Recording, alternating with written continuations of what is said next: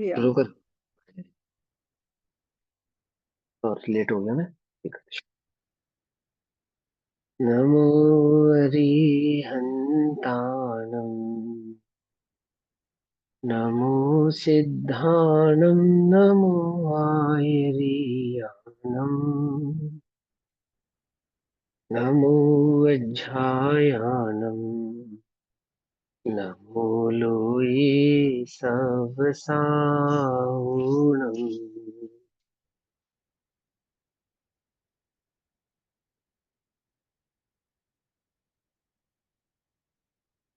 नमः समेसाराय स्वानुभूत्या चकासते चित्स्वभावाय भावाय सर्वभावान्तरच्छिदे।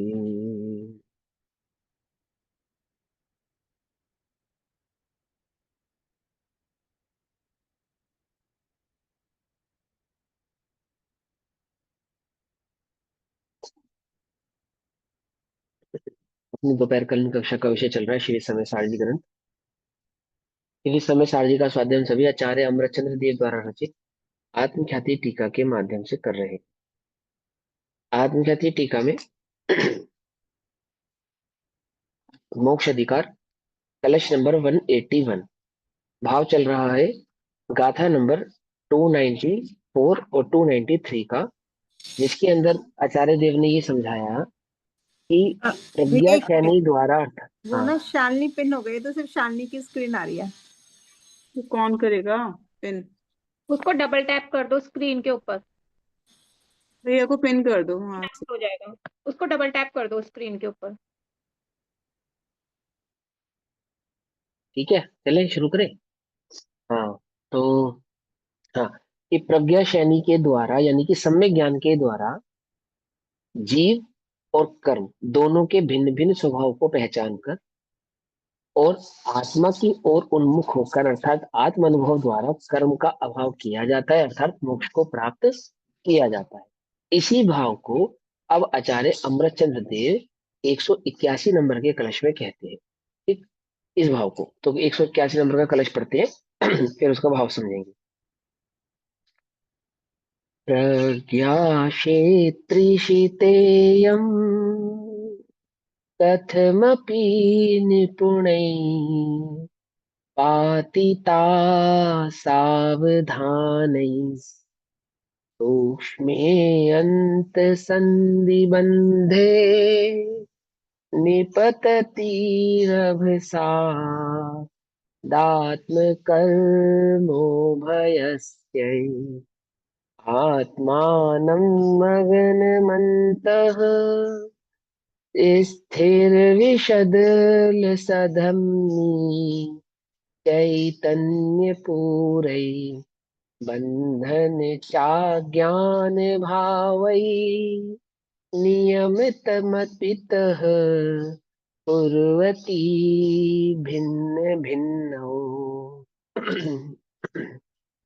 कुर्वती भिन्न भिन्नो, इस प्रकार भिन्न भिन्न किया जाता है। इस प्रकार इसके भिन्न भिन्न वाले किया जाता तीन है। वर्ड क्यों नहीं पढ़े आपने? हाँ जी। हमने पूरे से पहले ये जो सद धाम धामी धामनी। तद्धामनी ध। अच्छा। हाँ, तदधामनी। ठीक, इसको इसको यहाँ पे संस्कृत में जब संधि विच्छेद करेंगे ना, वहां पे आपको समझ में आएगा।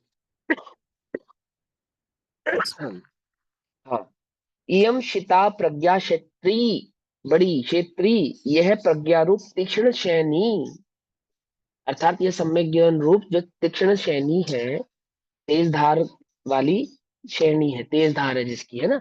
निपुण ही निपुण है अर्थात प्रवीण है, प्रवीण पुरुषों के द्वारा, निपुण पुरुषों के द्वारा, प्रवीण पुरुषों के द्वारा, है ना। कथमपि, किसी भी प्रकार से, सावधान ही, सावधानतया, निष्प्रमादतया, सावधानतया अर्थात बिना किसी प्रमाद के, है ना। कल हमने समझा था ना कि नींद में भी हो, है ना, तो कैसी रहती है, एकदम अलर्ट। अंगरक्षक कैसे होते हैं, वो बिल्कुल अलर्ट होते हैं, सोते नहीं, एकदम जागृत रहते हैं। तो ऐसे ही आत्मरक्षक, ये जो सम्यक ज्ञान है, ये तीक्ष्ण रूपी तलवार है वेद विज्ञान की, ये कैसी है, प्रवीण पुरुषों के द्वारा किसी भी प्रकार से सावधानतया अर्थात प्रमाद नहीं होती, निष्प्रमादतया पटकने पर अर्थात उसको यूज करने पर, उस तलवार को चलाने पर, उस छैनी को चलाने पर आत्मकर्म उभयस्य, आत्मकर्म उभयस्य यानी आत्म और कर्म दोनों, उभयस्य दोनों सूक्ष्म ही अंत संबंधित है, अर्थात आत्मा और कर्म दोनों के सूक्ष्म अंतरंग में संधि के बंध में, इन दोनों के बीच में जो संधि हुई हुई है, जिस संधि के कारण ये दोनों आपस में बंधे हुए हैं, इस संधि से बंधे हुए दोनों आपस में मिथ्या रूपी संधि से बंधे हुए, ये है ना। निष्प्रमादित्य को ऐसे ले लेंगे ना, उपयोग की जागृत अवस्था। हाँ, उपयोग की जागरूकता ऐसा है या सम्यक ज्ञान के में किसी प्रकार का प्रमाद ना करते हुए, सावधानतः अभ्यास करते हुए, पूरा अलर्ट, अध्ययन हाँ करके। अलर्ट, हाँ जागृत जागृत अलर्ट।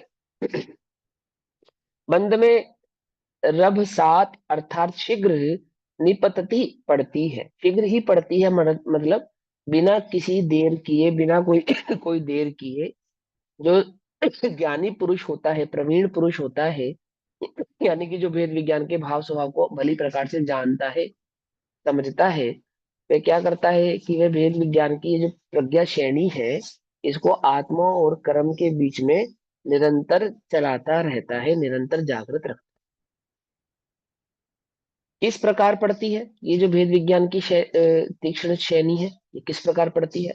आत्मानम अंत स्थिर विशद लसद धामनि चैतन्य पूर्ण मग्न, अर्थात वह आत्मा को तो जिसका तेज अंतरंग में स्थिर और निर्मलतया देदीप्यमान है, वह आत्मा कैसा है? आत्मना अंत स्थिर, जो अंतर में स्थिर है, विषाद है, लसद है, सामने चैतन्य पूरे मग्न, अर्थात वह आत्मा को तो जिसका तेज अर्थात जिसका वो चैतन्य भाव अंतरंग में स्थिर है और निर्मलतया देदीप्यमान है, अर्थात सदैव जागृत है, ऐसे चैतन्य प्रभाव में मग्न करती हुई, अर्थात आत्मानुभूति को प्रकट करती हुई, उपयोग को आत्मा में स्थिर करती हुई, समझ नहीं बात? वो भेद विज्ञान कैसा है? जो आत्मा की ओर उन्मुख करने वाला है। वो प्रज्ञा छेनी कैसी है? जो उपयोग को आत्मा में स्थिर करने वाली है। पकड़ में बात? स्थिर मग्न करती हुई और बंधम अज्ञान भावे नियमितम, बंध को अर्थात अज्ञान भाव में निश्चल नियत करती हुई, बंध को क्या करती हुई? अज्ञान भाव में, यानी कि वह ज्ञान नहीं है, वह चैतन्य का भाव नहीं है, ऐसा समझ बात? उसकी उसमें निश्चल करती हुई अमिता भिन्न भिन्न कुर्वती, इस प्रकार आत्मा और बंध को सर्वथा भिन्न भिन्न करती हुई पड़ती है। भावार्थ, यहाँ आत्मा और बंध को भिन्न भिन्न करने रूप कार्य है। वही बात कहते हैं, बिल्कुल सिंपल बात कह रहे हैं आचार्य देव, कहते हैं कि भेद विज्ञान कैसा है कि प्रवीण पुरुषों द्वारा यानी कि सम्यक ज्ञानियों द्वारा बिना कोई देर किए अर्थात बिना कोई प्रमाद किए निरंतर ही इस प्रकार से कार्य करता है कि आत्मा और कर्म के बीच में निरंतर भेद विज्ञान जारी रखते हैं। और वह भेद विज्ञान कैसा है? जो आत्मा को कर्म से बिल्कुल भिन्न जानता है, और मात्र भिन्न जानता है इतना ही नहीं, निरंतर आत्म अनुभव में तत्पर रहता है, अर्थात आत्म अनुभव स्वरूपा होता है। ये बात इन्होंने आचार्य देव ने यहाँ पर कही। अब उसका भावार्थ पढ़ते हैं।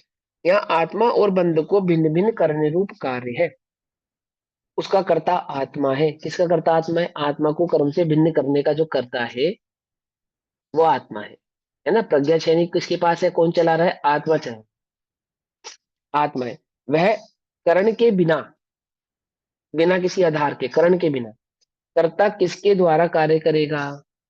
बोलो।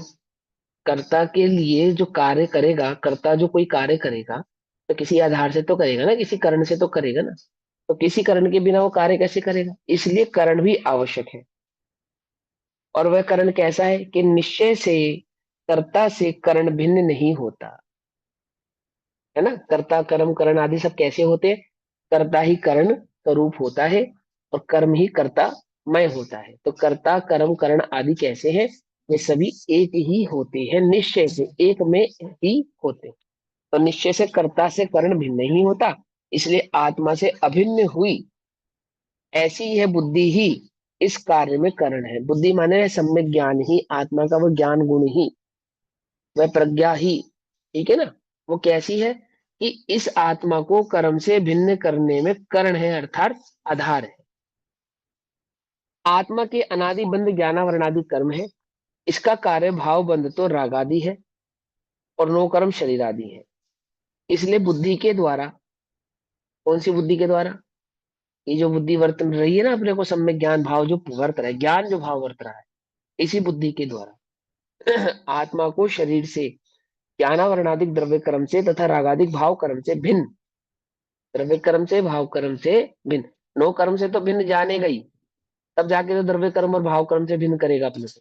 उस वो जो द्रव्य कर्म है और जो भाव कर्म है, इन द्रव्य कर्मों में ही नो कर्म निहित है, अलग से कहने की आवश्यकता नहीं है। ठीक, तो द्रव्य कर्म से भाव कर्म से भिन्न एक चैतन्य भाव मात्र अनुभव कर, समझे बात? द्रव्य कर्मों से और ज्ञान भाव कर्मों से भिन्न अपने को कैसा अनुभव करना? एक चैतन्य ज्ञायक भाव मात्र अनुभव कर, ज्ञान में ही लीन रखना, तो यही आत्मा और बंध को भिन्न करना है। अर्थात एक आत्म अनुभव करना ही आत्मा को कर्मों से भिन्न करने का उपाय है। आत्म अनुभव ही, अन्य कोई दूसरा उपाय नहीं है। इसी से सर्व कर्मों का नाश होता है। सभी प्रकार के द्रव्य कर्म, भाव कर्म और नो कर्मों का जो अभाव होता है, नाश होता है, वो एक आत्म अनुभव के द्वारा ही होता है। इसका अन्य कोई दूसरा उपाय नहीं है। सिद्ध पद की प्राप्ति होती है, ऐसा जानना चाहिए। सम्यक दर्शन से लेकर और सिद्ध बना जो प्रकट होगा, कैसे होगा? एक आत्म अनुभूति के द्वारा होगा, बस एक आत्म अनुभव के द्वारा होगा। और वो आत्म अनुभव कैसे होगा? कि वो प्रज्ञा के कारण, प्रज्ञा उसका कारण है, आधार है, सम्यक ज्ञान द्वारा होगा। हमें सम्यक ज्ञान आत्म अनुभव आदि और सिद्ध पद की प्राप्ति कैसे कराता है? कि दोनों को अलग अलग करके, अलग अलग जानकर एक निज आत्म अनुभव की ओर उन्मुख होता हुआ, अनुभव करता हुआ कर्मों को आत्मा से भिन्न करता है, अलग करता है। और कर्मों से भिन्न न्यारा करने का नाम ही मोक्ष अधिकार में क्या है? मोक्ष है। मात्र भिन्न जानने का नाम नहीं, भिन्न करने का नाम मोक्ष है। ठीक है ना? भिन्न जानने का नाम मोक्ष नहीं है। ये क्या है? ये वेश है, मोक्ष का छदम वेश है। मात्र हमने भिन्न जान लिया तो मोक्ष ही हो गया ना। भिन्न जानने से नहीं, भिन्न करने से, अलग करने से मोक्ष की प्राप्ति होती है। ये बात। भैया एक पॉइंट हाँ इसमें बोलो। ये तो समझ में नहीं आया या आ भी गया होगा। जैसे इसमें लिखा निश्चय ऐसे कर्ता से कर्म भिन्न नहीं होता, इसलिए आत्मा से अभिन्न ऐसे बुद्धि। इसमें कर्ता और करण अपने को दोनों समझ में आ गए कि कर्ता क्या है आत्मा और करण उसका क्या है प्रज्ञा शैनी, जो प्रज्ञा बुद्धि सम्यक ज्ञान। तो इसमें जो ऊपर वाली फर्स्ट लाइन में यहाँ लिखा, यहाँ आत्मा और बंध को भिन्न भिन्न करने का कार्य है, तो ये कर्म हो गया। तो कर्म क्या? अनुभव करने पर अनुभव करना कर्म है? क्या है कर्म का? वो स्टेटमेंट समझ में नहीं आ रही। फिर इसमें कर्म क्या करना है? कर्ता ने आत्मा कर्म का को कर्म, करण से, ये है कर्ता ने कर्म को करण से। तो कर्म तो यही है कर्म ना, ये क्या जो है कार्य कि हो रहा है। भिन्न भिन्न करना कर्म, है या भिन्न भिन्न अनुभव हाँ, करना है, ये कर्म है। निश्चय भिन्न है, भिन्न करना, निश्चय भिन्न भिन्न करना कर्म है। मतलब भिन्न भिन्न निश्चय में भी करना, यही है। तो फिर हाँ, करना कर्म कर, क्या है? जो भिन्न कर रहा है वो भिन्न कैसे कर रहा है? आत्म अनुभूति के द्वारा भिन्न कर रहा है, बस इतनी सी बात है। जो भिन्न हुआ, ये आत्मा कर्मों से भिन्न हुआ, ये कर्म हुआ, एक कार्य हुआ। आत्मा कर्मों से भिन्न हुआ, ये काम हो गया ना। ये ये काम कैसे हुआ? किसने किया इस काम को? आत्मा ने किया। आत्मा ने किया, कैसे किया? प्रज्ञा प्रज्ञा से ही किया। शैनी। हाँ, समझ प्रज्ञा में? से तो क्या किया? कि आत्मा को कर्मों से भिन्न किया। भिन्न किया या भिन्न अनुभव किया, निश्चय में ये कार्य होना हुआ। देखो, अनुभव के द्वारा ही भिन्न होता है ना, वो एक ही तो बात है, अलग थोड़ी है। भिन्न करना कैसे? भिन्न करेंगे, कैसे किया भिन्न? कैसे किया भिन्न? हाँ, अनुभव किया तो वो अनुभव में तो फिर स्वयं को तो जान फिर लिया। अनुभव आत्मा करना ही है, उसको भिन्न कहा है ना। लिखा तो है अंत में इस आत्मा बात का को। अनुभव किया, और उसमें जब आत्मा का अनुभव देखो, किया तो कर्म अपने आप भिन्न सुनो, दिखेंगे। आपका जो प्रश्न है उसका उत्तर लास्ट की 3 लाइनों में लिखा। देखो, ज्ञानावरणादिक द्रव्य कर्म से तथा रागादिक भाव कर्म से भिन्न एक चैतन्य भाव मात्र अनुभव कर, ज्ञान में ही लीन रखना, तो यही भिन्न करना है। लिखा तो है, यही भिन्न करना है। आत्मानुभूति का ही दूसरा नाम है कर्मों से आत्मा को भिन्न करना। और वह आत्मानुभूति होगी कैसे? कि प्रज्ञा शैनी से, यानी कि प्रज्ञा से, सम्यक ज्ञान द्वारा होगी। बिना सम्यक ज्ञान के होगी नहीं। ठीक है ना? और कौन करेगा? आत्मा ही करेगा। आत्मा करेगा, ज्ञान से करेगा, और आत्मा को कर्मों से भिन्न करेगा। कैसे करेगा? कि आत्मा ज्ञान द्वारा अपना अनुभव करेगा। पकड़ में बात? किसके ज्ञान द्वारा? अपने ज्ञान द्वारा। किसका अनुभव करेगा? अपना अनुभव करेगा। हाँ, अपने ज्ञान द्वारा अपना अनुभव करेगा, ऐसा। यहाँ ऐसे भी हो सकता है भिन्न करेगा, मतलब भिन्न जानेगा। जब अनुभव हो गया अपना तो भिन्न जानेगा, इसका पहले निषेध कर दिया। इसका पहले निषेध कर दिया। उन्होंने कहा भिन्न जानने से भिन्न नहीं होते हैं, भिन्न करने से भिन्न होते हैं। समझे? भिन्न जानने का मतलब क्या है?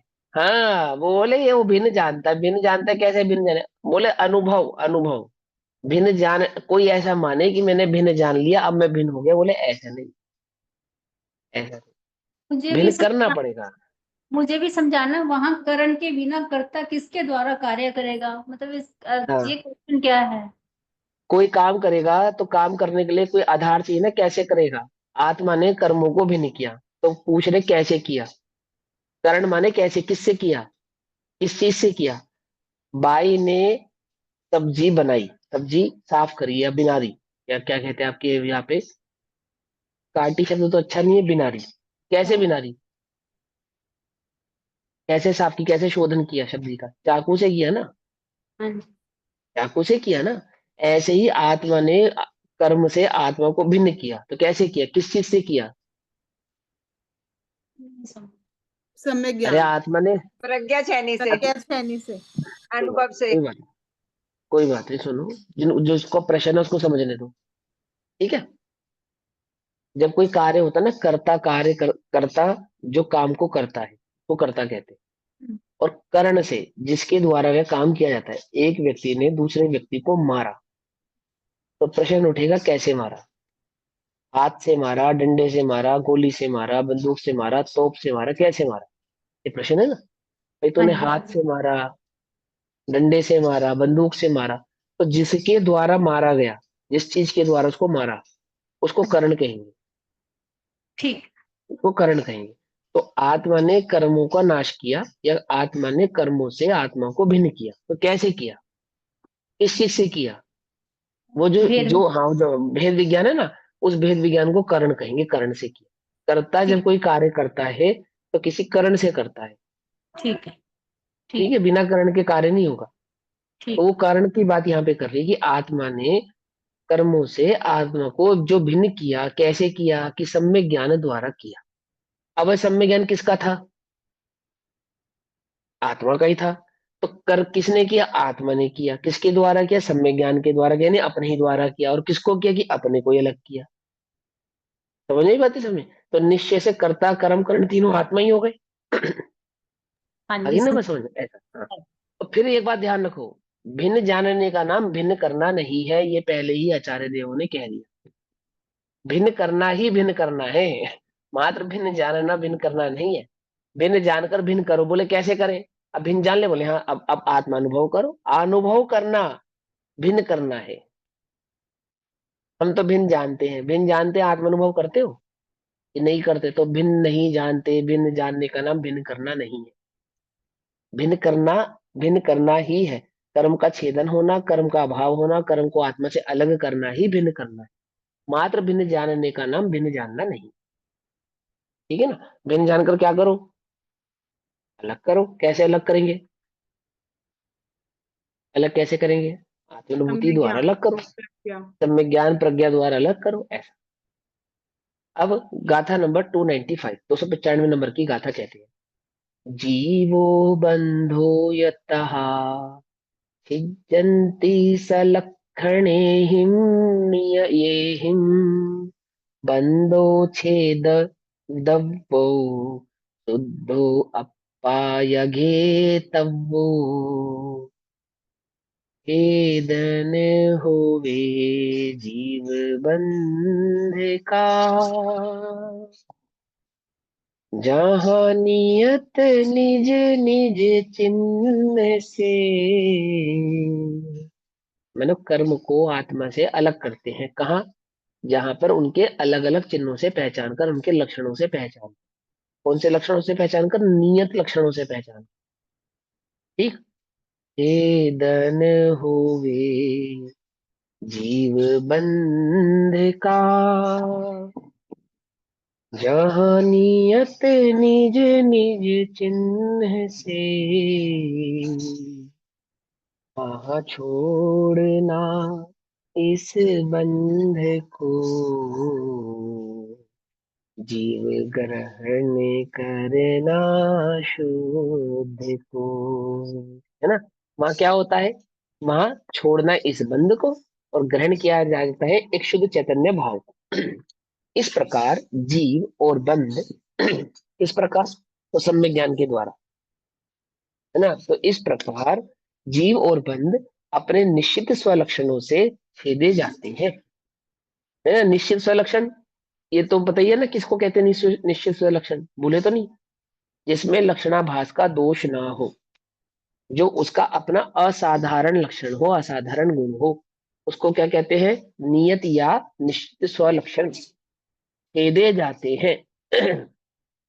वहां बंध को छेदना चाहिए अर्थात छोड़ना चाहिए, और शुद्ध आत्मा को ग्रहण करना चाहिए अर्थात शुद्ध आत्मा का अनुभव करना चाहिए।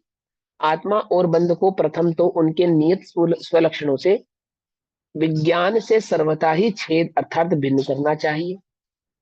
यानी कि उनके अपने अपने लक्षणों से, कर्म और आत्मा के अपने अपने जो लक्षण हैं, उनसे दोनों को चिन्हित करना चाहिए, पहचान लेना चाहिए। ये आत्मा है, ये कर्म है। ये मोह राग द्वेष आदि दुख आदि कषाय आदि भाव ये कर्म है, और एक चैतन्य ज्ञान चैतन्य भाव मत यह आत्मा है। आत्मा का जो असाधारण लक्षण है चैतन्य लक्षण, एक ज्ञान और दर्शन। तत्पश्चात रागादिक जिसका लक्षण है, किसका लक्षण है रागादिक? कर्म का, बंध का। है ना? रागादिक लक्षण किसका है? कर्म का और बंध का। जब भी तुम्हें राग अनुभव में आए, किसका लक्षण है वो? जीव का या बंध का? बंध का। उसमें जो जानने वाला है वो जीव है, जो राग भाव है वो जीव नहीं है। एक प्रज्ञा छेनी द्वारा क्या करो? दोनों को अलग करो। पकड़ में ही बात, भेद विज्ञान करो, अलग करो। क्या कहते हैं? तत्पश्चात रागादिक जिसका लक्षण है, ऐसे समस्त बंध को तो छोड़ना चाहिए अर्थात समस्त राग द्वेष मोह आदि मिथ्या आदि भावों को छोड़ना चाहिए। और उपयोग जिसका लक्षण है, ज्ञानोपयोग दर्शनोपयोग, ज्ञान और दर्शन, है ना? उपयोग जिसका लक्षण है, ऐसे शुद्ध आत्मा को ही ग्रहण करना चाहिए। वास्तव में ये आत्मा और बंध को द्विधा करने का प्रयोजन है कि बंध से के त्याग से अर्थात बंध का त्याग करके शुद्ध आत्मा को ग्रहण करना। आत्मा को कैसे ग्रहण करना? बंध से अलग करके, यानी राग द्वेष मोह आदि से अलग करके ही आत्मा का अनुभव करना। शिष्य ने प्रश्न किया था कि आत्मा और बंध को द्विधा करके क्या करना चाहिए? उसका यह उत्तर है कि बंध का तो त्याग करना चाहिए और शुद्ध आत्मा का अनुभव करना चाहिए, उसको ग्रहण करना चाहिए, बस। आत्मा और बंध को प्रज्ञा के द्वारा भिन्न तो किया, परंतु आत्मा को किसके द्वारा ग्रहण किया जाए? प्रज्ञा के द्वारा आत्मा को कर्मों से भिन्न किया। अब आत्मा को ग्रहण किसके द्वारा करें? उसी प्रज्ञा के द्वारा आत्मा ग्रहण भी किया जाता है। ठीक, अभी बतलाएंगे। इस प्रश्न की तथा उसके उत्तर की गाथा कहते हैं। गाथा भी तो है ना वो वाला, उस भांति प्रज्ञा छेनी से ग्रहण हाँ हाँ हाँ, ठीक है। तो क्या कहते हैं कि प्रश्न यह है कि आत्मा को प्रज्ञा के द्वारा यानी कि सम्यक ज्ञान के द्वारा कर्मों से भिन्न किया जाता है, तो आत्मा को ग्रहण किसके द्वारा किया जाता है? या जिसके द्वारा अलग किया है उसी के द्वारा ग्रहण करेंगे, या किसी अन्य चीज के द्वारा ग्रहण करेंगे? तो उत्तर देते हैं, कह सो घिपदियप्पा पन्नाए सो दुघिपदे अप्पा, जह पन्नाई विभक्तौ तह पन्नाएव घेतव्यो। यह जीव कैसे ग्रहण हो, यह आत्मा का अनुभव कैसे हो? यह जीव कैसे ग्रहण हो, जीव का ग्रहण प्रज्ञा ही से, जो अलग प्रज्ञा से किया, यो ग्रहण भी प्रज्ञा ही से। जिस भेद विज्ञान द्वारा अर्थात जिस सम्यक ज्ञान द्वारा आत्मा को कर्मों से अलग किया था, उसी सम्यक ज्ञान भेद विज्ञान द्वारा ही आत्मा का अनुभव अर्थात ग्रहण किया जाता है। शिष्य पूछता है कि सह आत्मा व शुद्ध आत्मा कथम कैसे ग्रहण किया जाए, तो आचार्य उत्तर देते हैं कि प्रज्ञा के द्वारा वह शुद्ध आत्मा ग्रहण किया जाता है। गाथा नंबर 296, 296 नंबर की गाथा। प्रज्ञा के द्वारा ही यह आत्मा ग्रहण किया जाता है। जैसे प्रज्ञा द्वारा भिन्न किया अर्थात विभक्त किया, उसी प्रकार प्रज्ञा के द्वारा गृहीत्व अर्थात ग्रहण करना चाहिए। यह शुद्ध आत्मा किसके द्वारा ग्रहण करना चाहिए? प्रज्ञा के द्वारा ही यह शुद्ध आत्मा ग्रहण करना चाहिए, क्योंकि शुद्ध आत्मा को स्वयं निज के ग्रहण करने में प्रज्ञा ही एक कारण है। अलग करने में भी प्रज्ञा ही एक कारण है, और अनुभव करने में भी प्रज्ञा ही एक कारण है। जैसे भिन्न करने में प्रज्ञा ही एक कारण था, इसलिए जैसे प्रज्ञा के द्वारा भिन्न किया था, उसी प्रकार प्रज्ञा के ही द्वारा ग्रहण करना चाहिए। भिन्न करने में और ग्रहण करने में कारण अलग अलग नहीं है, इसलिए प्रज्ञा के द्वारा ही आत्मा को भिन्न किया और प्रज्ञा के द्वारा ही ग्रहण करना चाहिए। अलग कभी होते भी नहीं है, क्योंकि कर्ता से कारण कभी अलग होता नहीं है ना, ऐसे भी नहीं होते। और यहाँ समझा रहे कि देखो, एक प्रज्ञा के द्वारा, वह प्रज्ञा यानी कि वह भेद विज्ञान, वह सम्यक ज्ञान, वह वस्तु के स्वरूप की जो आपको समझ है, सही समझ है, उस सही समझ का सही प्रयोग निरंतर करने से आत्मा को कर्मों से अलग भी किया जाता है, और आत्मा का अनुभव भी उसी प्रज्ञा के द्वारा किया जाता है। जो लक्षण पहचानता है ना, वही लक्ष्य को प्राप्त करता है। क्या कहा? जो लक्षण पहचानता है, आत्मा का लक्षण पहचानता है। क्या लक्षण पहचानता है? कि प्रज्ञा आत्मा का लक्षण पहचानती है। अभी भिन्न भिन्न करके बात कर रहे हैं, भेद नहीं है आत्मा में। आत्मा अलग है, प्रज्ञा अलग है, उसका अनुभव अलग है, ऐसा नहीं है, लेकिन भेद करके बात कर रहे हैं ना। शाम की कक्षा के हिसाब से कहें तो ये क्या है? ये व्यवहार है, ऐसा कहना। और क्या है, समझा क्या रहे हैं? आत्मा, निश्चय आत्मा। समझ में बात? तो क्या कहते हैं? आत्मा जो कर्मों को अलग करती है, तो वह प्रज्ञा रूपी भेद विज्ञान के द्वारा अलग करती है। वो प्रज्ञा रूपी जो भेद विज्ञान है, ये जो प्रज्ञा है, उसने आत्मा को कर्म से अलग कैसे किया? बोले वो लक्षण पहचानती है।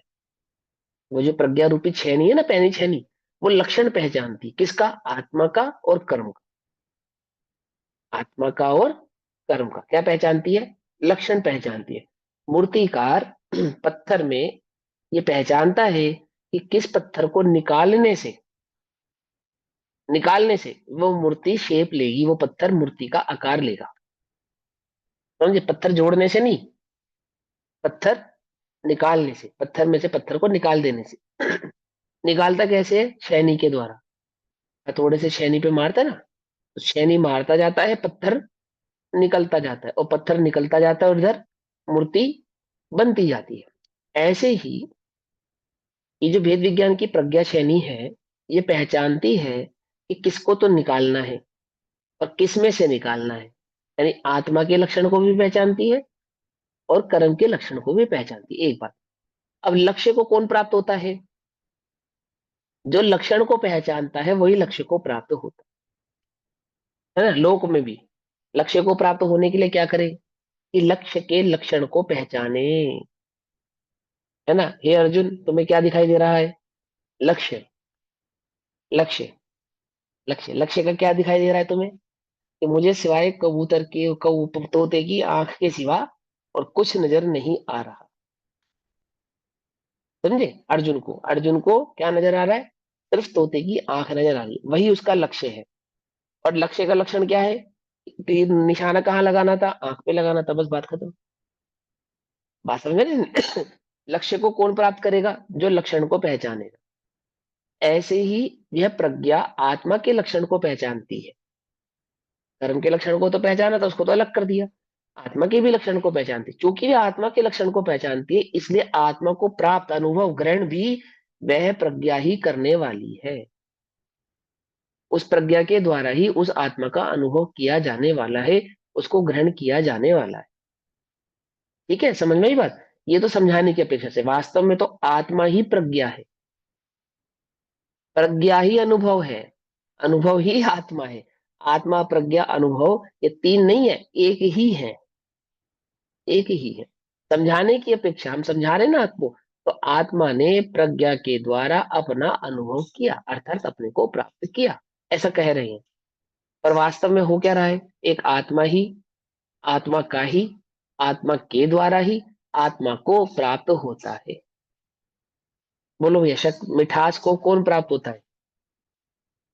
दूध या शक्कर? शक्कर को दूध में मिलाया तो मिठास को कौन प्राप्त हुआ? दूध प्राप्त हुआ मिठास को, या शक्कर प्राप्त हुई मिठास को? है? कोई बात समझे नहीं? ये कैसी बातें करते हो कि जब दूध में शक्कर को मिलाएंगे तो दूध मीठा होगा, कि नहीं? यही तो बात है। कि दूध में शक्कर को मिलाने पर मिठास को दूध नहीं शक्कर ही प्राप्त रहती है। मिठास गुण किसका रहता है, दूध का या शक्कर का? शक्कर का ही रहने वाला है।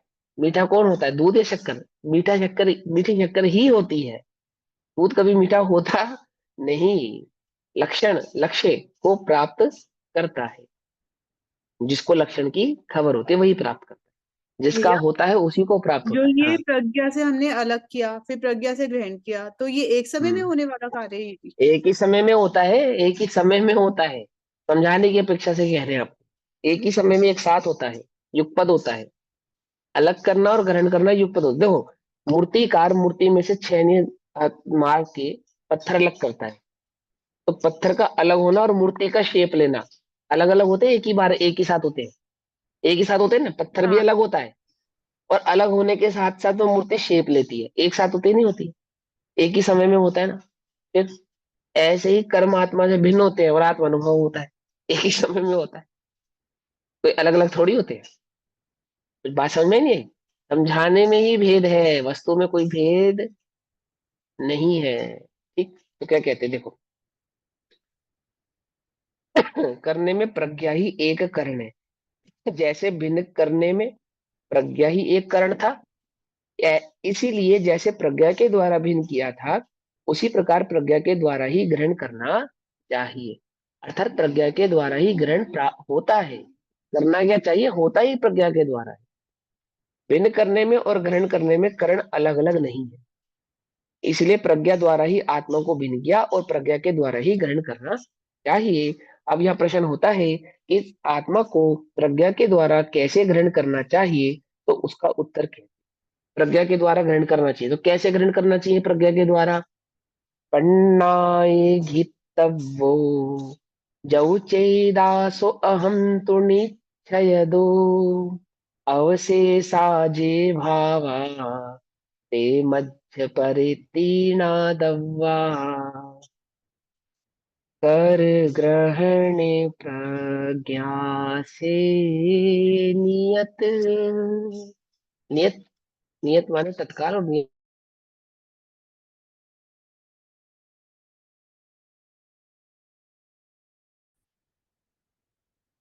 कर ग्रहण प्रज्ञा से नियत चेतक है सो ही मैं ही हूँ। तो प्रज्ञा और मैं अलग अलग थोड़ी है। नियत मतलब जानने निश्चय वाला, से। नियत माने निश्चय से, और नियत माने हमेशा, दोनों, ऑलवेज, हमेशा ऐसा ही कर, और कैसा कर, स्वभाव से, निश्चय से कर। क्या कर? कर ग्रहण प्रज्ञा से नियत, नियत माने निश्चय से, और नियत माने हमेशा एक ही काम करो। क्या करो? कर ग्रहण प्रज्ञा से नियत चेतक है सो ही मैं ही हूँ अवशेष जो सब भाव है मेरे से पर है जानना। है? एक चैतन्य ज्ञायक भाव से अवशेष जो बचा, बचा कुछ है, जो कुछ है वो सब मुझसे भिन्न है। क्रोध के काल में क्रोध को जानने वाला मैं हूँ, बाकी सब मुझसे भिन्न है। कषाय आदि के समस्त कालों में कषाय आदि को जानने वाला मैं हूँ, बाकी सब मुझसे भिन्न है। कितना सरल है, क्या कुछ मुश्किल? कुछ भी मुश्किल नहीं है। लेकिन वो लक्षण पहचाने तो उसके लिए साधारण है, लक्षण ना पहचाने उसके लिए मुश्किल है। क्या कहते हैं? चेतक चेतक चेतक चैत्य भाव था ना, चेतक चैत्य भाव। चेतक माने अनुभव करने वाला, और चैत्य माने अनुभव में आने वाला। अनुभव करने वाला कौन है? मैं हूं ना, आत्मा। है ना। मैं अनुभव करने वाला मैं हूं। बस बाकी सब अवशेष सब पर पर है। भिन्न है। बस जितनी भी अनुभव में आ रहा है सब मुझसे भिन्न है। एक अनुभव करने वाला मैं हूं, बाकी सब मुझसे भिन्न है ना। प्रज्ञा के द्वारा आत्मा को इस प्रकार ग्रहण करना चाहिए, इस प्रकार उसका अनुभव करना चाहिए कि जो चेतने वाला है, चेतने वाला अर्थात जो अनुभव करने वाला है, वह निश्चय से मैं हूं। शेष जो भाव है मुझ में पर है, ऐसा जानना चाहिए। बस शेष जो भी भाव है वो मुझसे भिन्न है, मुझसे पर है। मैं एक अनुभव करने वाला मैं, और बाकी सब मुझसे भिन्न। इतनी सी बात। न- अब टीका देखो, आचार्य अमरचंद्र देव कहते हैं नियत स्वलक्षण का अवलंबन। आत्मा का नियत स्वलक्षण क्या है? चैतन्य। ठीक, तो चैतन्य का अवलंबन करने वाली प्रज्ञा के द्वारा कौन जानता है आत्मा का चैतन्य लक्षण है? ज्ञान जानता है। अब आत्मा ही जानती है कि मेरा जो लक्षण है वो चैतन्य है। जानता है कि जानना मेरा लक्षण है। क्या क्या समझे? समझे नहीं समझे? जानता है, क्या जानता है? कि जानना मेरा लक्षण है। कैसे जानता है? जानने वाले गुण के माध्यम से जानता है कि जानना ही मेरा लक्षण है। ठीक, तो क्या कहते हैं? नियत से लक्षण का अवलंबन करने वाली प्रज्ञा के द्वारा भिन्न किया गया जो चेतक अर्थात चेतने वाला है, तो वह मैं हूं। वो जो अनुभव करने वाला है, अनुभव करने वाला कौन? मैं अन्य सभी भावों से भिन्न हूं। अनुभव करने वाला चैत्य भावों से भिन्न है, चैत्य से भिन्न है। पकड़ में आई बात? नहीं पकड़ में आई? अनुभव करने वाला चैत्य से भिन्न है। मैं उलझाना नहीं चाहता, समझो ध्यान से इस बात। इतनी सी बात समझ लो, अनुभव करने वाला अनुभव में आने वाले भावों से भिन्न है। कुछ बात समझ में आती है नहीं आती? अनुभव करने वाला जो कर रहा है, किसका अनुभव कर रहा है? जिसका अनुभव कर रहा है उससे भिन्न है। देखो सुनो, अभी तुम्हें गर्मी का अनुभव हो रहा है मान लो, फॉर एग्जाम्पल, तो तुम गर्मी से भिन्न हो। सर्दी का अनुभव कर रहे हो तो सर्दी से भिन्न हो। ऐसा बिल्कुल सिंपल। देह का अनुभव कर रहे हो, देह से भिन्न हो। किसका अनुभव कर रहे हो? जिसका भी तुम अनुभव कर रहे हो, किसका अनुभव कर रहे हो? जिसका तुम अनुभव कर रहे हो उससे अनुभव करने वाला भिन्न है। मैं अनुभव करने वाला हूँ, किससे भिन्न हूँ? जिसका भी मैं अनुभव कर रहा हूँ उससे भिन्न हूँ। बोलो किसका अनुभव हो रहा है तुम इससे? मैं किसका अनुभव हो रहा है? जिसको जिसका जिस भी हो रहा है, है, राग का, द्वेष जिसको भी हो का, रहा है, जिसका भी तुम अनुभव कर रहे हो उससे तुम भिन्न हो। उससे तुम भिन्न हो, भिन्न हो, बिल्कुल भिन्न हो। समझे क्या कहते हैं आचार्य अमरचंद्र? नियत स्व लक्षण का अवलंबन करने वाली प्रज्ञा के द्वारा, सम्यक ज्ञान के द्वारा, प्रज्ञा रूपी छेनी के द्वारा भिन्न भिन्न किया गया जो क्या भिन्न भिन्न क्या किया था? आत्मा को कर्मों से भिन्न किया था। तो अनुभव करने वाला वो जो चेतक है, तो यह मैं हूं। वह अन्य स्वलक्षणों से, लक्ष्य से अर्थात चैतन्य लक्षण के अतिरिक्त अन्य लक्षणों से जानने योग्य जो ये शेष व्यवहार रूप भाव है। यदि इस चैतन्य भाव को अलग कर दो, है ना, और बाकी जो बचा, जितना सब कुछ बचा, है ना, तो क्या कहते हैं? जो अन्य स्वलक्षणों से लक्ष्य जो ये शेष व्यवहार रूप भाव है। व्यवहार रूप भाव है मतलब, व्यवहार रूप भाव है मतलब कि बाकी जो भी अनुभव में आ रहे हैं, जिनकी प्रवृत्ति हो रही है, जो बचे हुए हैं, ये सब इसका इसका मतलब व्यवहार पर है।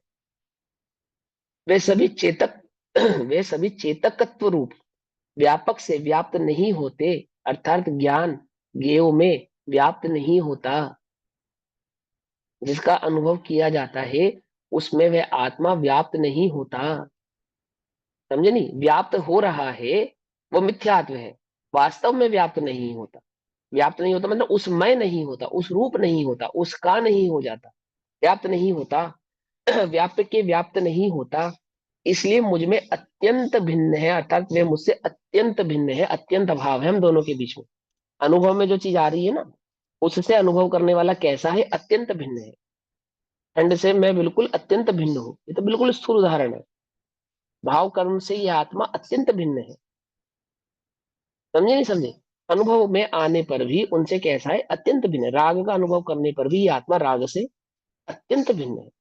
द्वेष मान माया लोभ आदि 25 कषाय आदि इन सभी मिथ्या भावों से आत्मा कैसा है? अत्यंत भिन्न है। इसलिए मैं ही अपने द्वारा ही, अपने लिए ही, अपने में से ही, अपने में ही अपने को ही ग्रहण करता हूं। आचार्य अमरचंद्र देव की मूल टीका है, क्या कहते हैं? इसलिए मैं ही अपने द्वारा ही, अपने लिए ही, अपने में ही, अपने से ही, है ना, अपने को ही ग्रहण करता हूं। अपने से ही अपने को, अपने द्वारा, अपने लिए, अपने आप को ग्रहण करता हूं। यानी वह चैतन्य एक चैतन्य का ही अनुभव करता है, चैतन्य को ही ग्रहण करता है, चैतन्य को ही प्राप्त होता है, चैतन्य के द्वारा ही प्राप्त होता है। ठीक? आत्मा की चेतना ही एक क्रिया है, इसलिए मैं ग्रहण करता हूं। आत्मा की एक ही क्रिया है, क्या क्रिया? चेतना। चेतना मतलब जानना। जानना ही क्रिया, उपयोग, ज्ञान और दर्शन है ना। चैतन्य रूप जानना, देखना, चिति शक्ति रूप वाले जानना। वहां पे जानने का मतलब पर को जानना नहीं। हाँ, वहां जानने का मतलब ये नहीं कि मैं जान रहा हूँ। किसको जान रहा हूँ भैया? अरे वो जानना वाला, वो वाला जानना नहीं, जहाँ उपयोग बहिर्मुखी है।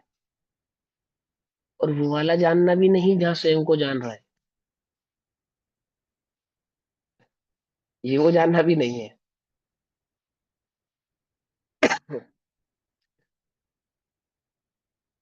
देखो, चैतन्य, चैतन्य को लक्षण को पहचानो। चैतन्य किसे कहते हैं? चैतन्य लक्षण एक जानने वाला, जानने में आने वाला नहीं, एक जानने वाला। इस जानने में आने वाले के चक्कर में तुम आत्मा को देखना चाह रहे हो। जानने में कैसा आएगा? आत्मा जानने में कैसा आता है बताओ? कैसा जानने में आएगा? जब आत्मा जानने में आएगा तो कैसा आएगा?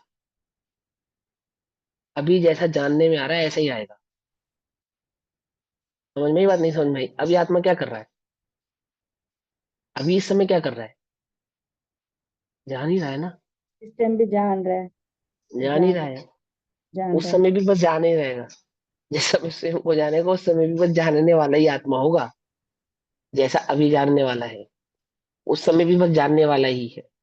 बस फर्क इतना है अभी तुम पर को जानते हो और वहां स्वयं को जानने को सम्यक ज्ञान का। लेकिन वह स्वयं को जानने का लक्ष्य नहीं है, वह मात्र जानना ही सहज भाव उसका, जो उसका लक्षण है। चैतन्य ही उसका एक लक्षण है। हूँ, जिसको हूँ की हुकार कहते हैं गुरुदेव, हूँ की हुकार। वहां ये लक्ष्य नहीं है कि मैं स्वयं को जान रहा हूं, ऐसा लक्षण नहीं है वहां पे। ऐसा नहीं है, मात्र जान रहा है। मात्र जानना मेरा काम, शुद्धातम है मेरा नाम। क्या मतलब है इस लाइनों का? क्या है? अनुभव से जानी जाएंगी, ऐसे नहीं जानी जाएंगी। हम्म। ऐसे नहीं समझ में आएंगी, पढ़ने से समझ में नहीं आएंगी। जानना ही उसका लक्षण है, मात्र जानना ही उसका लक्षण। वो जानने वाला मैं हूँ, चैत्य चेतक। क्या कहते हैं? देखो ध्यान से समझना, ये समझ में आए तो बहुत अच्छी बात है। आत्मा की चेतना ही एक क्रिया है। आत्मा की चेतना ही एक क्रिया है। चेतना ही एक क्रिया है मतलब जानना ही एक क्रिया लिख देते ना। और चैतन्य एक क्रिया है उसकी, चैतन्य, मतलब चैतन्य भाव ही स्वभाव, आत्मा का। हाँ, स्वभाव तो है ही। चैतन्य पे जोर डालो, चैतन्य क्या है? जानना देखना दोनों जानना लेंगे। जानना। जानना और देखना है ना। लेकिन जानने और देखने में जो भाव निहित है वो नहीं, यहाँ पे चैतन्य भाव मूल है। समझे? अब चैतन्य का लक्षण जानना देखना है, वो बात तो ठीक है। देखो सुनो, चक्कर का लक्षण मिठास है, ठीक। तो मात्र मिठास शक्कर है, ये शक्कर मिठास से भी कुछ अलग है? मिठास उसका मुख्य गुण है। हाँ, हाँ, सफेद मुख्य है भी ना। है, बारी भी है, क्रिस्टल हाँ, है भी ना। है। बहुत कितना सब कुछ है उसके अंदर, खाली मात्र मिठास मात्र नहीं है। हाँ, ये बात तो ठीक है कि उसका लक्षण है वो मिठास, ये बात तो पक्की है, लेकिन मिठास मात्र नहीं है वो। ऐसे ही चैतन्य का लक्षण है जानना और देखना, लेकिन वह जानना देखना कहकर वह जानने देखने के ऊपर जोर नहीं है। पूरे के वह पूरे चैतन्य, जगत को ग्रहण कराने के ऊपर जोर हाँ, है। वो चैतन्य के ऊपर जोर है, चैतन्य के ऊपर। वो चैतन्य को देखो, जानो, समझो आप। चैतन्य, एक चैतन्य चिन्ह मात्र चमत्कार मूर्ति जिसको कहा, समझे, वो अनुभव स्वरूपा जिसको कहा। वह अनुभव का मतलब ऐसा नहीं कि आत्मा आत्मा को जानता है, ऐसा नहीं। आत्मा की जो स्वभाव की स्थिरता है वहां उसका अनुभव।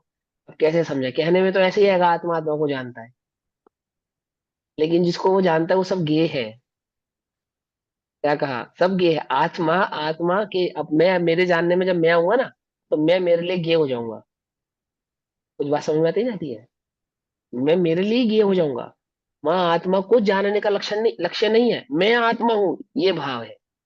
देखो कुछ अंतर है या नहीं समझ में आता? एक ही मैं रह जाएगा। आत्मा को मैं आत्मा को जानूं और मैं आत्मा हूं, इसमें कुछ समझ में आता है इन दो बातों में? अपनी एग्जिस्टेंस, हाँ, इन इसमें अपनी जानने वो उसमें भिन्नता है। मैं आत्मा को जानूं, इसमें भिन्नता है। मैं आत्मा हूं, ये का भेदभाव है। अहम इक्कौ खलु शुद्धौ नान दंसन समग्गौ समग्र चैतन्य। समझ में आई बात, नहीं समझ में आई? है, जानू और जानने वाला हूं, कितना अंतर है? अरे बहुत अंतर है भैया, बहुत अंतर है। अनुभव से जानने में आएगी। देखो क्या कहते हैं, सुनो, मैं फिर पढ़ता हूँ इस लाइन को। एक मिनट लेते हैं। आत्मा की चेतना ही एक क्रिया है, इसलिए मैं ग्रहण करता हूँ। क्या ग्रहण करता हूँ? अर्थात मैं चेतता ही हूँ,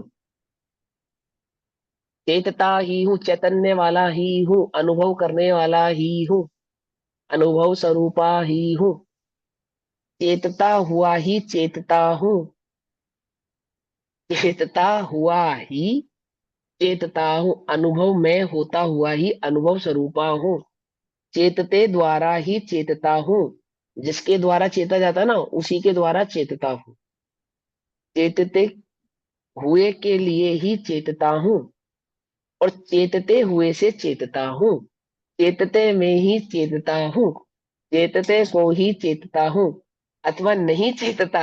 ना चेतता हुआ चेतता हूँ, ना चेतते हुए के द्वारा चेतता हूँ, ना चेतते हुए के लिए चेतता हूँ, न चेतते हुए से चेतता हूँ, न चेतते हुए में चेतता हूँ, और न चेतते हुए को चेतता हूँ। क्या कह रहे हैं बताओ, गजब हो गया। कारक लगा दिए। आपने तो सारा का सारा हमें क्या कर दिया भैया? चेतते के द्वारा चेतता हूँ, लेकिन चेतते को नहीं चेतता हूँ। क्या कहना क्या चाह रहे हो भैया? किंतु सर्व विशुद्ध चिन्ह मात्र चैतन्य मात्र भाव हूँ। कैसा हूं मैं? कैसा हूँ? सम्यक दर्शन प्रकट होगा तब हूंगा, अभी हूँ, अभी इसी समय ऐसा ही हूँ, एक चैतन्य मात्र भाव हूँ। गुरुदेव कहेंगे, कहेंगे हूं की हुकार, जिसका वो जोर है। क्या है वो हूं की हुकार? किसको है वो हुकार? बोले तुम्हें समझ में आए चाहे नहीं आए, हमें इससे कोई लेना देना नहीं है। तुम सम्यक दृष्टि या मिथ्या दृष्टि, हूं की हुकार, वो चैतन्य हो तुम। वो तुम्हें पता ही नहीं है तुम हो। बहन श्री इसको कहती है जाग तो जी वो छे, इसी गाथा को है वो भाव बस। जाग तो जी वो छे, वो है, विद्यमान है, यही है। वो जानेगा नहीं, नहीं, नहीं, नहीं, नहीं, नहीं, नहीं, नहीं, नहीं। आत्मा आत्मा को जानेगा ऐसा नहीं। आत्मा हूं, इसको कहते हैं आत्मा आत्मा को जानेगा। क्या कहा? कुछ बात समझ में नहीं? हूं, इसका नाम है जानना, इसका नाम है आत्मा आत्मा को जानता है। अपने पे आत्मा मतलब आत्मा को वजन जानता है तो भेद है। हाँ, वजन, वजन यहाँ आना है, वजन आना ही चैतन्य में, और कहीं जाना ही नहीं है। उसको ध्रुव कहा, उसी को ध्रुव कहते हैं। उसी को वो सब कुछ वही है और कुछ नहीं है, वो तो बस वही है। अचानक वो तो बस वही है। कैसे कैसे देखो? एहसास मात्र भी कह सकते हैं। निश्चय नहीं, हो एहसास गया, नहीं है, वो तो अपनापन हो एहसास नहीं गया, है। हाँ, स्टैंप लग गई एहसास तो उसपे। सारा, तब बाहर की बात है, ये एहसास है, एहसास तो तब बाहर कहते हैं। 2 मिनट ले लेते हैं आज तुम्हारे, कोई बात नहीं, भावार्थ पढ़ते। प्रज्ञा के द्वारा भिन्न किया गया जो चेतक वह मैं हूँ। अब भेद विज्ञान ने अलग किया, जानना मेरा काम है, जानना चैतन्य भाव, और उससे सबको अलग कर दिया। एक चैतन्य चैत्य भाव में हूँ, और शेष भाव मुझसे पर है। एक चैतन्य के अलावा बाकी सब भाव मुझसे पर है। अभी चैतन्य समझ में आ रहा है तुमको? अभी वर्तमान में तुम्हें तुम्हें महसूस हो रहा है मैं चैतन्य हूँ? तुम्हें समझ में नहीं आ रहा चैतन्य हूँ? मैं चैतन्य हूँ, बाकी सब भाव मुझसे पर है। क्या है बताओ, किसका अनुभव करूं? ये नहीं भैया, आत्मा का अनुभव तो करें। अरे चैतन्य की स्वीकृति का नाम आत्मानुभूति है। जो मैं हूँ। हाँ हूं मैं, यही हूँ, अभी यही विद्यमान हूँ। मेरे जानने में मैं आऊंगा ऐसा नहीं, मैं स्वयं से स्वयं को जान ही रहा हूँ। अरे आबाल सभी गोपाल, सुलभ सबको चिन्मय अभिराम, किंतु पर सत्ता में प्रतिबद्ध। है ना? बहुत सुलभ है, और दुर्लभ क्यों हो रहा है? वो पर सत्ता में जो प्रतिबद्ध हुआ हुआ है, बंधा हुआ है, उपयोग जो बाहर की ओर जा रहा है। बोलो भैया, आत्म अनुभव अब देखो उल्टा नहीं पकड़ना, है ना? आंख खोलकर होगा या आंख बंद कर कर होगा?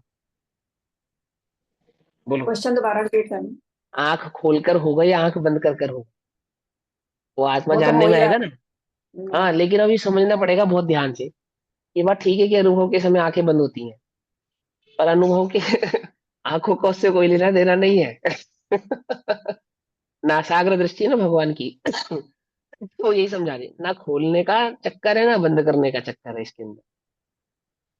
समझे? वो नासाग्र दृष्टि का क्या महत्व है, कि वो खोलने और बंद करने का चक्कर नहीं है उसमें कुछ भी। उस वो, हाँ, ना खुली है ना बंद है वो कुछ। वो तो एक चैतन्य ही मैं हूँ बस। वो तो ठीक है, कितना अनुभव के काल में तुम्हारी आंखें बंद हो गई। एकाग्र होना है, एकाग्र हाँ होना है एकाग्र है, उसमें। एकाग्र है वो, एकाग्र है ना? वो खोल और बंद का चक्कर नहीं, अब उल्टा नहीं पकड़ना। अब वो बात ठीक है कि अनुभूति के काल में आंखें बंद होती हैं, ये बात पक्की है।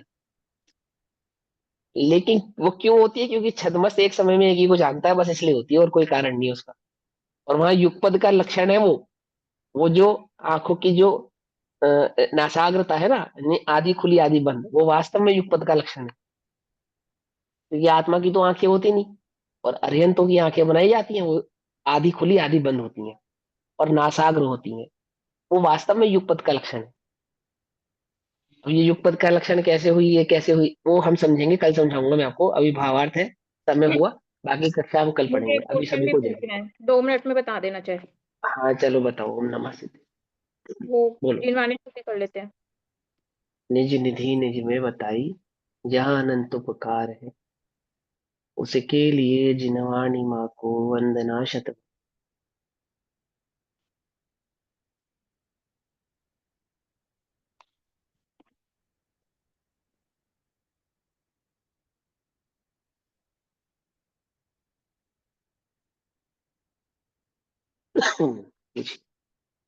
चौथा, यह जीव अप्रत्यक्षानावरण कर्म कैसे बांधता है?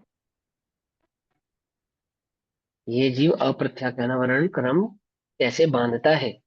हाँ, मतलब जैसे चौथे गुण स्थान के बाद पंचम गुण स्थान नहीं होता, और 700 करोड़ से मात्र 13 करोड़ रह जाता है लेवल उनका। मतलब संख्या बहुत कम रह जाती है 700 करोड़ से। तो वो मतलब कहते हैं ना, अप्रत्यक्ष अनावरण कर्म के उदय की वजह से वो पंचम गुण स्थान नहीं होता। तो उसने बांधा कब और कैसे बांधा अप्रत्यक्ष अनावरण? और फिर अप्रत्यक्ष अनावरण में आए तो प्रत्यक्ष अनावरण कैसे बांधा? वो तो अप्रत्यक्ष अनावरण क्लियर होगा तो प्रत्यक्ष अनावरण आदि अपने आप ही क्लियर हो जाएंगे फिर। देखो, जैसे अनंतानुबंधी बांधा, ऐसे ही अन्य सारे कर्म बांधे। अनंतानुबंधी को बांधने का तरीका अलग, और प्रत्याख्यान अप्रत्याख्यान संचलन को बांधने का तरीका अलग, ऐसा नहीं है। कर्म को बांधने का एक ही तरीका है, एक ही तरीका। ठीक। अब वो कर्मों की अपनी योग्यता है कि जिस अपनी योग्यता को पाकर वो 4 भावों में डिवाइड हो जाती है। वो अपनी अपनी योग्यता है। क्यों है ऐसी योग्यता? क्योंकि जिस समय जीव कर्म को बांधता है, वो निरंतर सेम पोटेंशियल से कर्म को नहीं बांधता। समझे नहीं समझे? निरंतर सेम पोटेंशियल से नहीं बांधता, लेकिन बांधने का एक ही तरीका है, अन्य कोई तरीका नहीं है। तो एक तरीका कौन सा है? अब उसमें मूल तरीका तो है मिथ्यात्व। कर्म बंधन का एक तरीका अनंत वैसा है मिथ्यात्व।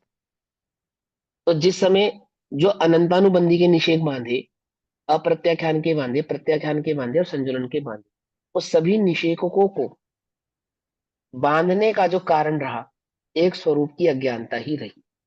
एक बात होगी ना। अब दूसरी बात, कि क्या मात्र स्वरूप के प्रति अज्ञानी था? कि मिथ्या प्रमाद, जिस समय मिथ्या दृष्टि था उस समय प्रमादी भी था। जिस समय प्रमादी था, जिस समय प्रमाद कर रहा था, मैंने मिथ्यात्व को दूर नहीं करने का जो उपाय है, मिथ्यात्व को दूर करने का जो उपाय है वो नहीं कर रहा था, तो प्रमाद हो गया। और साथ के साथ कैसा था? अविरत भी था, अर्थात स्वयं से विरक्त नहीं, स्वयं में विरक्त नहीं था, स्वयं से विरक्त हो रहा था, पर में आसक्त हो रहा था। अविरत, अविरत माने पर में आसक्त, है ना। और कषाय और योग, उसी समय कषाय भी कर रहा था। और क्या कषाय थी इसकी? स्वभाव को नहीं जानने पर में जो सुख बुद्धि थी वो कषाय थी, और उसी के आधार से वह प्रवृत्ति कर रहा था, यानी कि योग प्रवृत्ति भी कर रहा था। अब ये 5 प्रकार के काम कर रहा था या एक ही काम कर रहा था? एक ही काम कर रहा था, अज्ञान से। वास्तव में एक काम कर रहा था, इसमें ये लेकिन वाला लेकिन पॉइंट लेकिन ऐड कर सकते हैं कि हमने जैसे व्रत, संयम, तप इन सबको नहीं भाया, तो हमने अप्रत्याख्यान का उदय बंद कर लिया कुछ उस भी समय।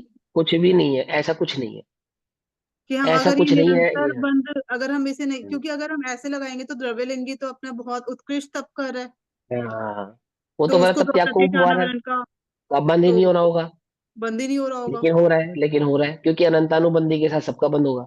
कब बंद हो रहा तो है? हाँ। इसलिए ऐसा नहीं है, ऐसा नहीं कि हमने व्रत तप त्याग को निभाया, एक आत्मा को नहीं भाया, एक आत्मा की रुचि नहीं करी, एक आत्मा में स्थिरता नहीं करी, तो किस उसके कारण क्या कर रहे थे? तो आसक्ति थी पर में, तो पर की आसक्ति अविरत कहलाती है, अविरति कहलाती है। अब तो चाहे तुम उस अविरति को कारण समझ लो, अप्रत्याख्यान आदि कषाय के बंध का, लेकिन वो अविरति का जो मूल कारण था वो एक मिथ्या भाव ही था, अन्य कोई भाव नहीं। क्योंकि एक मिथ्यात्व के अभाव होने के बाद जीव को बंध ही नहीं मानते कि इसको बंद हो रहा है, निर्जरा ही निर्जरा मानते हैं, निर्जरा ही निर्जरा मानते हैं, मानते हैं ना। तो एक बार सम्यक प्रकट हो गया उसके बाद बंद मानते हैं? स्वीकारते ही नहीं। हालांकि हो निर्बंध। रहा है ऐसा नहीं, लेकिन उसको निर्बंध माना जाता है, यानी अब वो बंद नहीं कर रहा, अब तो जो कर रहा है सब निर्जरा कर रहा है। क्योंकि वास्तव में जितने भी कषायों का जो भी कारण, बंद का जो कारण है, वो सभी जगह एक ही है, और वो है मिथ्यात्व बस। अब वो कर्मों में अपने स्वभाव में उनकी स्वयं की ऐसी स्वभावता है, सत्ता है कि वो 4 कषायों में डिवाइड होते हैं, अनेक अनेक निश्चिकों में 8 कर्मों में जाके डिवाइड होता है। अभी देखो इस समय 8 कर्मों में कौन सी प्रकृति का बंद हो रहा है तुमको? कौन सी प्रकृति में बुद्धिपूर्वक 8 कर्मों में? ज्ञानावरणी बांध रहा हूँ, दृष्टावरणी बांध रहा हूँ, आपस अंतराय में ही बांध हो रहा रहा हूँ, क्या बांध है, रहा सही हो रहा है, बुद्धिपूर्वक तो नहीं हो रहा, नॉर्मली हो रहा है, है? जितना भी हो रहा है। अपने आप ही हो रहा है। आयु ये कर्म को मान छोड़कर। एक काम करो, ज्ञानावरणी का ना हो, दृष्टावरणी का ना हो, बाकी का हो जाए, तो अमुक का हो या अमुक का ना हो, क्या करूं? कुछ नहीं कर सकता। क्या करेगा बोलो? एक स्वभाव को जानने का उपाय करे तो 8 का नहीं होता, और एक स्वभाव को जानने का उपाय नहीं तो 8 का हो रहा है। हो रहा है नहीं हो रहा है? तो पाप और पुण्य का भेद पड़ रहा है और कुछ नहीं पड़ रहा है। बंध में कोई भेद नहीं पड़ रहा, बंध में कोई कमी नहीं आ रही है, सिर्फ पाप और पुण्य का भेद हो रहा है और कुछ नहीं। ठीक है, ऐसा कहेंगे कि अनंतानुबंधी की 70 कोड़ा गोटी कट के अंतर कोड़ा कोड़ी आदि आदि, वो सारी बातें ठीक है, लेकिन लेकिन मूलतः बंध का तो एक ही कारण है, अन्य कोई कारण नहीं। ठीक, आगे में समझ में? चलो, जय जिनेन्द्र।